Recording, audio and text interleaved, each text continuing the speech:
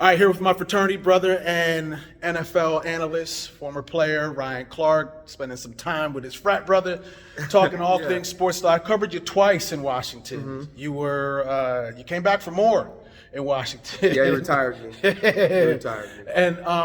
And then you played for Pittsburgh, two iconic franchises.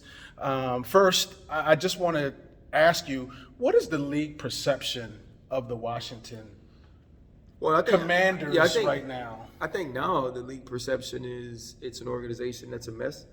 Yeah. You can't get away from hearing the things about Daniel Snyder or the different things that have went on inside the organization, whether it be the cheerleaders, the emails, all of those things that have been connected to the Washington organization in a negative way. Yeah. And so I think those things are different. And then now you look at what they are as a football team. This was once an extremely proud organization that was built on winning. It was built on Super Bowls. If you go back to the Joe Gibbs times, even when he comes back and they make the couple of run in the playoffs, Shanahan, when he had RG3 as a rookie, it's no longer that team. Yeah. It's a team in squalor. And so I think as an organization, people from the outside see them as a mess, and I believe they believe that bleeds down to this team not being successful when it comes to winning. You were here, and you were with a unbelievable player in Sean Taylor. Then you played for an unbelievable figure in Mike Tomlin at Pittsburgh. Your thoughts on both? Let's start first with Sean. I think Sean is the most unique player to have ever played the safety position. That type of height, that type of range, physicality, tenacity, intelligence, instincts. I don't believe we'll ever see it again. Yeah. And every time we get a tall guy, they compare him to him, right? Whether it's the Cam Chancellor or Sewell Cravens and all these different guys.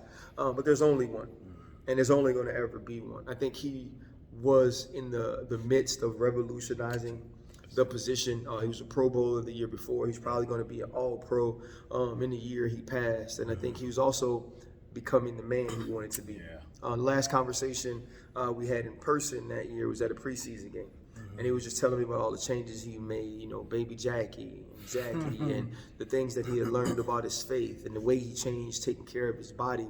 And I was just excited for him because you can hear the excitement in his voice. You can see the smile on his face when his eyes were tight, when he was just talking about it.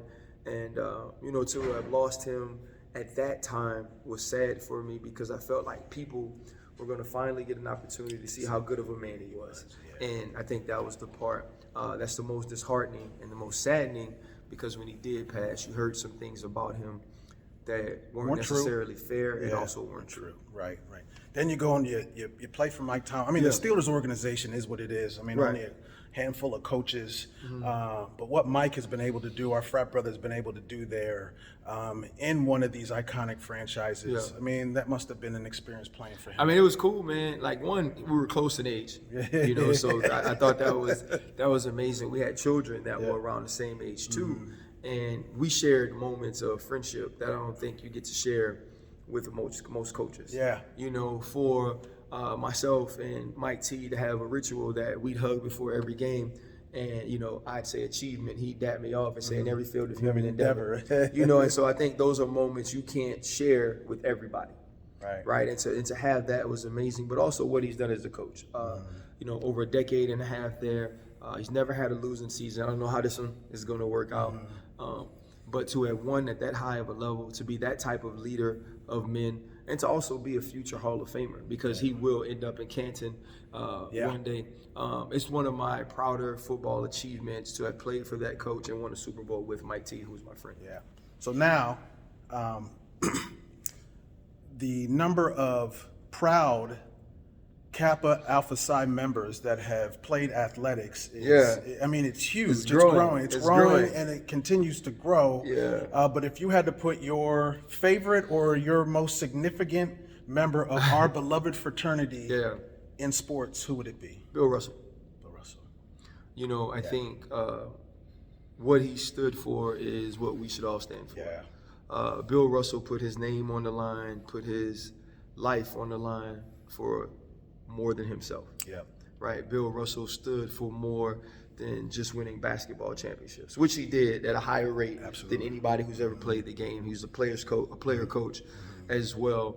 but the type of man that is recognized as the icon he is in the NBA isn't about his rings or his championships. It's about the type of person that he was and what he sacrificed so others could follow him and come behind him. And so I think in any time you speak of our fraternity as far as it pertains to athletics, that Bill Russell has to be a part of it. And I think also Colin Kaepernick. To me, it's not about sports. You know, it's a lot of people who can play sports, but how many of those people are willing to sacrifice not only for themselves, but for people that they'll never talk to, never touch, never see, who may not even be appreciative. And I think to have that type of words, you know, that type of altruism is something that we are taught and something that they exhibit in a way that not many have. I like both of those names. I put one more for the trifecta, Arthur Ashe for me. What he did to transform that game, which is lily white, and what he did, and now have a stadium named after him, and just what he meant for that sport and what he meant for our fraternity goes right up there with Russell for me, as far as what he had to endure and the lasting legacy that he had for us. I agree 100%. That's Kappa Alpha Psi at its finest. There's so many. Hold on. Yes, sir. All right.